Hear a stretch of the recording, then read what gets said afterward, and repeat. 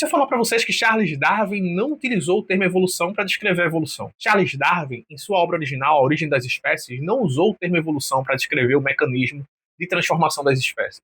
Em vez disso, ele preferiu usar expressões como descendência com modificação, seleção natural e transformação das espécies. Mas por que Darwin evitou usar o termo evolução? A conotação pré-existente no século XVI de evolução era associada a teorias como a de Lamarck, de uso e desuso, e as ideias do desenvolvimento linear e pré-determinado na embriologia na época, o que não se alinhava com a visão darwinista de mudança gradual e não direcional. Além disso, Darwin queria enfatizar o processo de seleção natural como um mecanismo central e não a marcha progressiva implícita no termo evolução, que até hoje é associado a sempre uma melhora, sempre um avanço. E evolução, na verdade, quando a gente está falando de evolução biológica, não é uma melhora, e sim uma mudança ao longo do tempo. Além disso, o termo evolução na época já era um tema controverso, principalmente em debates teológicos. E Darwin ele buscava evitar polêmicas desnecessárias. Então, quando o termo evolução ele foi adotado?